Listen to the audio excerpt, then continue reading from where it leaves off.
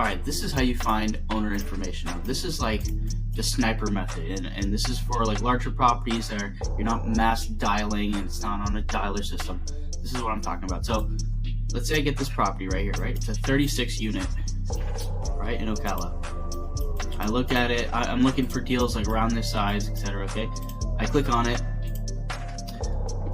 looking at the property, look at the mortgage history. What did he buy it for? He bought it for $2.3 million in 2022. This is a 36 unit. That's a great deal. That's an amazing deal. So I'm looking at this, I'm looking at the information. Okay, cool, he's listing stuff for rent, etc. Now, again, you want to create relationships with these owners, right? So you find, information on a deal, like, okay, he got this 36 unit, he bought it for $2.2 million. That's a great deal. Say we're valuing things at roughly, like, for this market, roughly $100K a door. This could be worth $3.6 million. He bought it for $2.3 million. It's worth $3.6. That's an amazing deal.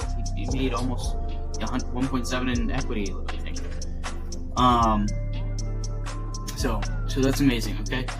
So what would be the thing? How do I find this guy's information? Because obviously it's just an LLC right now. So I'm just gonna walk through the process here again. Okay. So opencorporates.com. All right. So you take the LLC name, owners. This is on PropStream. Take the LLC name, bring it to Open Corporates. All right. Boom. This would be the first thing I do. Okay. So it's a branch out of New Jersey. We have some information. Okay, we have a Brian Leonard. And just as a double check, since I am in Florida, sometimes, let's say his name wouldn't be here, sometimes that happens. I take that same LLC name and put it into Sunbiz. I'm just gonna do everything from scratch here. Go to Sunbiz, put the LLC name, search. Okay, this one. Okay, great. We got a mailing address now. We didn't have that before, so that's great. And then we click on one of these. So now we have a name, we have a company address, mailing address, we have an email, and we have a phone number. We have all that. We have information on what he bought it for, what it's potentially worth. So we have all these talking points now when we go and call him. And yeah, we have a great deal, that he did, and that we can talk about, to him. So let's say, okay, now we get the name. So let's say we take this name based out of, let's say, what was the mailing address here? Based out of Morristown. Okay, now we go to True People Search, paste his name, do Morristown, New Jersey. Brian Leonard. Morristown, Brian D. Oh shit.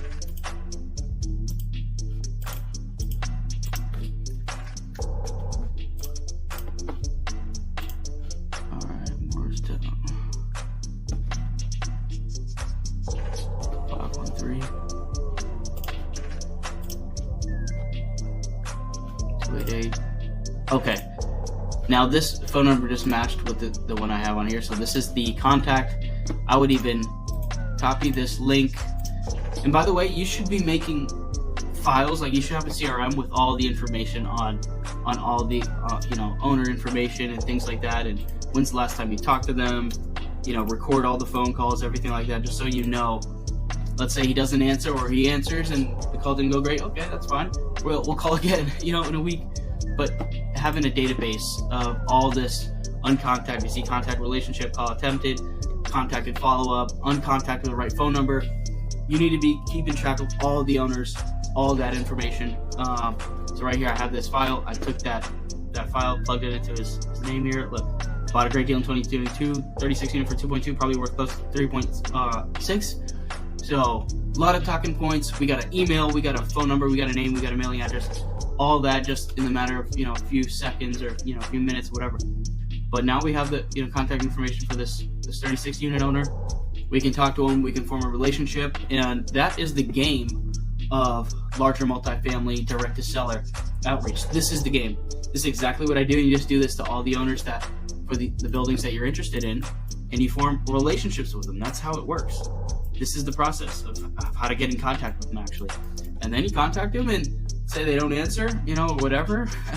You got a mailing address. Not saying I'd recommend this, but I've done it I may or may not have done this many times where I just show up to the house. I just wanted it that bad. Show up to the house. If they're not there, I'd leave a letter, whatever. And I want to introduce myself. I want to make relationships that bad. I'll go. No one's willing to go the extra mile. No one's willing to put in the extra work. So the competition, there is no competition at all. No one's doing this. First of all, no one's even thinking about doing this. So I mean, really, no one's putting in that extra legwork to make these relationships happen with these people. No one's really contacting them in that way. And if you can form a relationship, not just, hey, I want to buy this building or whatever, and you can actually form a relationship with enough of these type of owners, you will find the deals that you're looking for, in whatever space you're looking at. So that is the process of how you get that information and how to reach out to them and start that conversation. So you like that.